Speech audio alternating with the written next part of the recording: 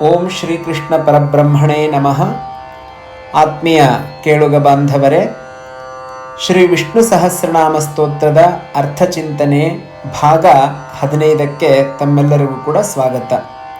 ಶ್ಲೋಕ: ಸ್ವಯಂಭೂ ಶಂಭುರಾದಿತ್ಯಃ ಪುಷ್ಕರಾಕ್ಷೋ ಮಹಾಸ್ವನಃ ಅನಾದಿನಿಧನೋ ಧಾತಾ ವಿಧಾತಾ ಧಾತುರುತ್ತಮಃ. ಈ ಶ್ಲೋಕದಲ್ಲಿ ಸ್ವಯಂಭೂ ಶಂಭು ಆದಿತ್ಯ ಪುಷ್ಕರಾಕ್ಷ ಮಹಾಸ್ವನಃ ಅನಾದಿನಿಧನ ಧಾತಾ ವಿಧಾತಾ ಧಾತು ಉತ್ತಮಃ ಇದಿಷ್ಟು ನಾಮಗಳು ಬರ್ತಾ ಇದೆ. ಸ್ವಯಂಭೂ ಅಂತಂದರೆ ಸ್ವಯಮೇವ ಭವತೀತಿ. ಸ್ವಯಂಭೂ ತನ್ನಷ್ಟಕ್ಕೆ ತಾನೇ ಉಂಟಾಗುವಂಥವನು, ಹಾಗಾಗಿ ಅವನನ್ನು ಸ್ವಯಂಭೂ ಅಂತ ಹೇಳ್ತಾರೆ. ತನ್ನಷ್ಟಕ್ಕೆ ತಾನೇ ತೋರಿಕೊಳ್ತಾನೆ, ಅದಕ್ಕೆ ಬೇರೆ ಯಾರೂ ಕಾರಣ ಆಗಬೇಕಾಗಿಲ್ಲ, ಹಾಗಾಗಿ ಅವನು ಸ್ವಯಂಭೂ. ಶಂಭು ಶಂಭು ಅಂತಂದರೆ ಶಂ ಸುಖಂ ಭಕ್ತಾನಾಂ ಭಾವಯತೀತಿ ಶಂಭು. ಶಂ ಅಂತಂದರೆ ಸುಖ ಅಂತ ಅರ್ಥ.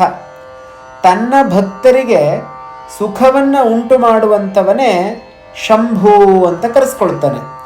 ಇದು ನೋಡುವುದಕ್ಕೆ ಶಿವನ ನಾಮದ ಹಾಗೆ ಇದ್ದರೂ ತತ್ವ ಸಮನ್ವಯಾತ್ ಎನ್ನುವ ಬ್ರಹ್ಮಸೂತ್ರದ ವ್ಯಾಖ್ಯಾನದ ಪ್ರಕಾರ ವಿಷ್ಣುವಿನ ಹೆಸರೇ ಆಗಿರುವಂಥದ್ದು. ಶಂಭು ಅಂತಂದರೆ ಭಕ್ತರಿಗೆ ಸುಖವನ್ನು ಉಂಟು ಮಾಡುವಂಥವನು. ಸ್ವಯಂಭೂ ಶಂಭು ಆದಿತ್ಯ. ಆದಿತ್ಯ ಅಂತಂದರೆ ಸೂರ್ಯ ಅಂತ ಅರ್ಥ. ಆದಿತ್ಯ ಮಂಡಲಾಂತಸ್ಥೋ ಹಿರಣ್ಮಯ ಪುರುಷ. ಆದಿತ್ಯ ಮಂಡಲದ ಒಳಗಡೆ ಇರುವಂತಹ ಹಿರಣ್ಮಯನಾದಂತಹ ಯಾವ ಭಗವಂತ ಇದ್ದಾನೋ, ಸೂರ್ಯನ ಒಳಗಡೆ ಬೆಳಗುವ ಶಕ್ತಿಯಾಗಿದ್ದಾನೋ ಅಂಥವನು ಆದಿತ್ಯ ಅಂತ ಕರೆಸ್ಕೊಳ್ತಾನೆ. ಇನ್ನೂ ಒಂದು ಅರ್ಥದಲ್ಲಿ ಭಗವದ್ಗೀತೆಯಲ್ಲಿ ಪರಮಾತ್ಮನೇ ಹೇಳ್ತಾನೆ, ಆದಿತ್ಯಾನಾಂ ಅಹಂ ವಿಷ್ಣು. 12 ಜನ ಆದಿತ್ಯರಿದ್ದಾರೆ, ಅವರಲ್ಲಿ ನಾನು ವಿಷ್ಣುವಾಗಿದ್ದೇನೆ ಅಂತ ಹೇಳುವಂಥವನಾಗ್ತಾನೆ. ಹಾಗಾಗಿ ಆ 12 ಜನ ಆದಿತ್ಯರು ಅಂತಂದರೆ ಅದಿತಿಯ ಮಕ್ಕಳು. ಅದಿತಿ ಅಂತಂದರೆ, ದಿತಿ ಅಂತಂದರೆ ತುಂಡರಿಸಲ್ಪಡುವುದು ಅಥವಾ ಖಂಡಿಸಲ್ಪಡುವುದು ಅಂತ ಅರ್ಥ. ಯಾವುದು ಭಾಗ ಆಗುತ್ತೋ ಅದಕ್ಕೆ ದಿತಿ ಅಂತಾರೆ. ಅದಿತಿ ಅಂತಂದರೆ ಭಾಗ ಆಗದೇ ಇರುವಂಥದ್ದು. ಪುರಾಣಗಳ ಪ್ರಕಾರ ರಾಕ್ಷಸರು ಮತ್ತು ದೇವತೆಗಳು ಇವರು ಸಹೋದರರು. ಕಶ್ಯಪ ಋಷಿಗೆ ದಿತಿ ಮತ್ತು ಅದಿತಿ ಎನ್ನುವಂತಹ 2 ಪತ್ನಿಯರಿದ್ದರು. ಅದರಲ್ಲಿ ದಿತಿಗರ್ಭ ಸಂಜಾತರು ರಾಕ್ಷಸರು, ಅದಿತಿಯಿಂದ ಹುಟ್ಟಿದವರು ದೇವತೆಗಳು ಅಂತ. ಹಾಗೆ ಒಂದು ವೇಳೆ ಯೋಚನೆ ಮಾಡಿದ್ರು ಆ 12 ಜನರಲ್ಲಿ ಶ್ರೇಷ್ಠನಾದಂತಹ ವಿಷ್ಣುವೇ ನಾನಾಗಿದ್ದೀನಿ ಅಂತ ಪರಮಾತ್ಮ ಹೇಳ್ತಾನೆ. ಇನ್ನೊಂದು ಅರ್ಥದಲ್ಲಿ ಯಾವುದು ಖಂಡ ಆಗೋದಿಲ್ವೋ, ಅಂದರೆ ಬ್ರಹ್ಮ ಅನ್ನುವಂಥದ್ದು ಖಂಡಿಸಲಾಗಲಿಕ್ಕೆ ಆಗೋದಿಲ್ಲ, ಅದನ್ನು ಬದಲು ಮಾಡಲಿಕ್ಕೆ ಆಗೋದಿಲ್ಲ, ಅಂತಹ ಶ್ರೇಷ್ಠ ವಸ್ತು ತಾನು ಅನ್ನುವುದನ್ನು ಹೇಳಲಿಕ್ಕಾಗಿ ಆದಿತ್ಯ ಎನ್ನುವಂತಹ ನಾಮ ಇಲ್ಲಿ ಬಂದಿರುವಂಥದ್ದು. ಮುಂದಿನ ನಾಮ ಪುಷ್ಕರಾಕ್ಷೋ ಮಹಾಸ್ವನಃ. ಪುಷ್ಕರಾಕ್ಷ, ಅಕ್ಷ ಅಂತಂದರೆ ಕಣ್ಣು ಅಂತ ಅರ್ಥ. ಪುಷ್ಕರ ಅಂತಂದರೆ ಕಮಲ. ಕಮಲಕ್ಕೆ ಸಮವಾದಂತಹ 2 ಕಣ್ಣುಗಳನ್ನು ಉಳ್ಳವನು ಪುಷ್ಕರಾಕ್ಷ. ಕಮಲದಂತಹ ಕಣ್ಣುಗಳನ್ನು ಉಳ್ಳವನು ಅಂದರೆ ಸುಂದರವಾದವನು ಅಂತ ಅರ್ಥ. ರಾಮಾಯಣದಲ್ಲಿ ಶ್ರೀರಾಮಚಂದ್ರನ ಅಂಗವರ್ಣನೆಯಲ್ಲಿ ವಾಲ್ಮೀಕಿ ಮಹರ್ಷಿಗಳು ಕೂಡ ಇದನ್ನು ಹೇಳ್ತಾರೆ, ಪುಷ್ಕರಾಕ್ಷ ಅಂತ. ಪುಷ್ಕರಾಕ್ಷ ಅಂತಂದರೆ ದೊಡ್ಡ ದೊಡ್ಡ ಕಣ್ಣುಗಳು ಅಂತ ಅರ್ಥ. ಸುಂದರವಾದಂತಹ ಕಣ್ಣುಗಳನ್ನು ಉಳ್ಳವನು, ಜಗತ್ತೆಲ್ಲವನ್ನ ನೋಡಲಿಕ್ಕೆ ಅಂತಹ ಕಣ್ಣುಗಳನ್ನು ಧರಿಸಿದ್ದಾನೆ ಅಂತ ಅರ್ಥ ಮಾಡ್ಕೊಳ್ಬೇಕು.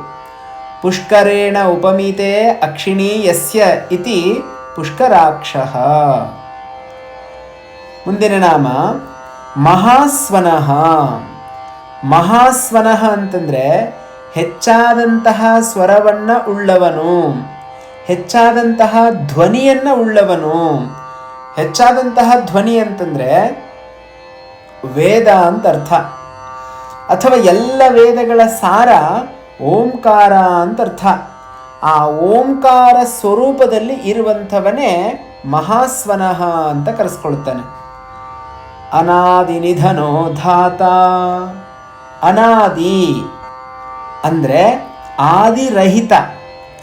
ಆದಿರ್ಜನ್ಮ ನಿಧನಂ ವಿನಾಶಃ ತದ್ವಯಂ ಯಸ್ಯ ನ ವಿದ್ಯತೆ ಸಹ ಅನಾದಿ ನಿಧನಃ.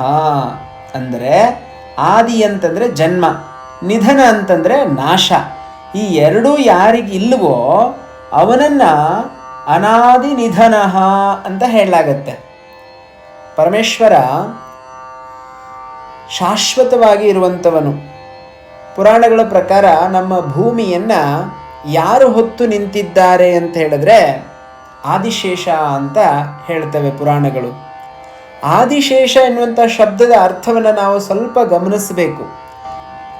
ಆದಿ ಅಂತಂದರೆ ಮೊದಲು ಅಂತ ಅರ್ಥ. ಶೇಷ ಅಂತಂದರೆ ಕೊನೆಯಲ್ಲಿ ಉಳಿಯೋದು. ಭಾಗಾಕಾರ ಮಾಡಿದ್ರೆ ಗೊತ್ತಾಗತ್ತೆ ನಮಗೆ, ಕೊನೆಯಲ್ಲಿ ಯಾವುದೋ ಒಂದು ಅಂಕಿ ಉಳ್ಕೊಳ್ಳುತ್ತಲ್ಲ ಉತ್ತರ ರೂಪವಾಗಿ, ಅದನ್ನು ಶೇಷ ಅಂತ ಹೇಳ್ತೀವಿ. ಆದಿಶೇಷ ಜಗತ್ತನ್ನು ಹೊತ್ತು ನಿಂತಿದ್ದಾನೆ ಅಂದಾಗ ಇವತ್ತಿನ ಮಕ್ಕಳು ಕೇಳ್ತವೆ, ವಿಜ್ಞಾನ ಪ್ರಪಂಚ ಎಷ್ಟು ಮುಂದುವರೆದಿದೆ, ನೀವೇನು ಹೇಳ್ತಾ ಇದ್ದೀರಿ, ನಾವು ಚಂದ್ರಲೋಕಕ್ಕೆ ಹೋಗಿದ್ದೀವಿ, ಮಂಗಳ ಲೋಕಕ್ಕೆ ಹೋಗಿದ್ದೀವಿ, ಭೂಮಿಯ ಚಿತ್ರಣವನ್ನು ನಾವು ಸೆರೆ ಹಿಡಿದಿದ್ದೀವಿ, ಅಲ್ಲೆಲ್ಲೂ ಕೂಡ ಆದಿಶೇಷ ಅಂದರೆ ನಿಮ್ಮ ಪುರಾಣಗಳ ಪ್ರಕಾರ ಯಾವ ಹಾವು ಈ ಭೂಮಿಯನ್ನು ಹೊತ್ತು ನಿಂತಿಲ್ಲ, ಇದಕ್ಕೆ ಗ್ರಾವಿಟಿ ಪವರ್ ಇದೆ, ಅಂದರೆ ಗುರುತ್ವಾಕರ್ಷಣೆ ಅನ್ನುವಂಥದ್ದಿದೆ ಅಂತೆಲ್ಲ ವಿಜ್ಞಾನ ಹೇಳ್ತಾರೆ. ಶಬ್ದದ ಅರ್ಥ ಏನು ಅನ್ನೋದನ್ನು ಸರಿಯಾಗಿ ಯೋಚನೆ ಮಾಡಿದ್ರೆ ಗೊತ್ತಾಗತ್ತೆ. ಆದಿ ಅಂದರೆ ಮೊದಲಿನಿಂದಲೂ, ಶೇಷ ಅಂದರೆ ಕೊನೆಯವರೆಗೂ. ಜಗತ್ತು ಹುಟ್ಟುವುದಕ್ಕಿಂತ ಮೊದಲಿನಿಂದಲೂ ಭಗವಂತ ಇದ್ದ, ಜಗತ್ತು ಪ್ರಳಯ ಆದ ಮೇಲೂ ಭಗವಂತ ಇರ್ತಾನೆ. ಅಂತಹ ಭಗವಂತ ಜಗತ್ತನ್ನು ಹೊತ್ತು ನಿಂತಿದ್ದಾನೆ ಅನ್ನುವುದನ್ನು ಆದಿಶೇಷ ಎನ್ನುವಂಥ ಶಬ್ದ ಹೇಳ್ತಾ ಇದೆ. ಅದೇ ಅರ್ಥವನ್ನೇ ನಾವು ವಿಷ್ಣು ಸಹಸ್ರನಾಮದಲ್ಲಿ ನೋಡ್ತಾ ಇದ್ದೀವಿ. ಜನ್ಮ ಅನ್ನುವಂಥದ್ದು ಯಾವ ಭಗವಂತನಿಗೆ ಇಲ್ಲವೋ ಅವನಿಗೆ ಮರಣ ಅನ್ನುವಂಥದ್ದು ಇಲ್ಲ. ಹಾಗಾಗಿ ಅನಾದಿ ನಿಧನೋ. ಮುಂದುವರೆದು ಧಾತ ಎನ್ನುವಂತಹ ನಾಮ ಬಂದಿದೆ. ಧಾತ ಅಂತಂದರೆ ವಸ್ತುತಃ ಈ ಜಗತ್ತೆಲ್ಲವನ್ನ ಧರಿಸಿದವನು ಅಂತ ಅರ್ಥ. ಜಗತ್ತೆಲ್ಲವನ್ನ ಧರಿಸಿದಂತಹ ಆ ಧಾತೃ ವಿಧಾತೃವಾಗಿದ್ದಾನೆ. ವಿಧಾತೃ ಅಂತಂದರೆ ಕೊಡುವವನು ಅಂತ ಅರ್ಥ. ನಾವು ಮಾಡಿದಂತಹ ಕರ್ಮಗಳಿಗೆ ಫಲವನ್ನು ಉಂಟು ಮಾಡುವವನು, ಹಾಗಾಗಿ ಅವನನ್ನು ವಿಧಾತೃ ಅಂತ ಹೇಳಲಾಗತ್ತೆ. ಅಂತಹ ಭಗವಂತ ಧಾತುರುತ್ತಮಃ. ಇಲ್ಲಿ ಧಾತು ಉತ್ತಮಃ ಅಂದರೆ ಎಲ್ಲರಿಗಿಂತಲೂ ಉತ್ಕೃಷ್ಟನಾದವನು, ಬ್ರಹ್ಮನಿಗಿಂತಲೂ ಉತ್ಕೃಷ್ಟನಾದವನು. ಹಾಗಾಗಿ ಧಾತುರುತ್ತಮಃ. ಒಂದು ಬಾರಿ ಪೂರ್ತಿಯಾಗಿ ಅರ್ಥವನ್ನು ನೋಡೋದಾದರೆ, ಸ್ವಯಂಭೂ ಶಂಭುರಾದಿತ್ಯ, ತನ್ನಷ್ಟಕ್ಕೆ ತಾನೇ ಉತ್ಪತ್ತಿ ಆಗ್ತಾನೆ ಧರ್ಮದ ರಕ್ಷಣೆಗಾಗಿ, ಭಕ್ತರಿಗಾಗಿ ಒಳ್ಳೆಯದನ್ನು ಮಾಡುವುದರಿಂದ ಶಂಭು ಅಂತ ಕರೆಸ್ಕೊಳ್ತಾನೆ. ಅವನು ತುಂಬ ಅದ್ಭುತವಾದ ಸೌಂದರ್ಯವನ್ನು ಹೊಂದಿದ್ದಾನೆ ಅಂತ ಹೇಳೋದಕ್ಕಾಗಿ ಪುಷ್ಕರಾಕ್ಷ ಅಂತ ಹೇಳಿಸ್ಕೊಳ್ತಾನೆ. ಅಥವಾ ಜಗತ್ತೆಲ್ಲವನ್ನೂ ತಾನು ಸಾಕ್ಷಿ ರೂಪದಿಂದ ನೋಡ್ತಾ ಇದ್ದೀನಿ ಅನ್ನೋದನ್ನು ತೋರಿಸುವುದಕ್ಕಾಗಿ ಪುಷ್ಕರಾಕ್ಷನಾಗಿದ್ದಾನೆ. ಓಂಕಾರದ ಅರ್ಥವನ್ನು ಉಳ್ಳವನ, ಹಾಗಾಗಿ ಮಹಾಸ್ವರನಾಗಿದ್ದಾನೆ. ಆದಿ ಅಂತ್ಯಗಳಿಲ್ಲದ್ದರಿಂದ ಅನಾದಿ ನಿಧನನಾಗಿದ್ದಾನೆ. ನಮ್ಮ ಕರ್ಮಗಳಿಗೆ ಫಲವನ್ನು ಕೊಡೋದರಿಂದ ಅವನು ವಿಧಾತ ಅಂತ ಕರೆಸ್ಕೊಳ್ತಾನೆ. ಎಲ್ಲರಿಗಿಂತಲೂ ಶ್ರೇಷ್ಠನಾದ್ದರಿಂದ ಧಾತುರುತ್ತಮ ಅಂತ ಹೇಳಿಸ್ಕೊಳ್ತಾ ಇದ್ದಾನೆ ಆ ಪರಮಾತ್ಮ. ನಾಳೆ ಮುಂದಿನ ಶ್ಲೋಕದ ಅರ್ಥವನ್ನು ತಿಳಿಯುವಂತಹ ಪ್ರಯತ್ನ ಮಾಡೋಣ. ಧನ್ಯವಾದಗಳು.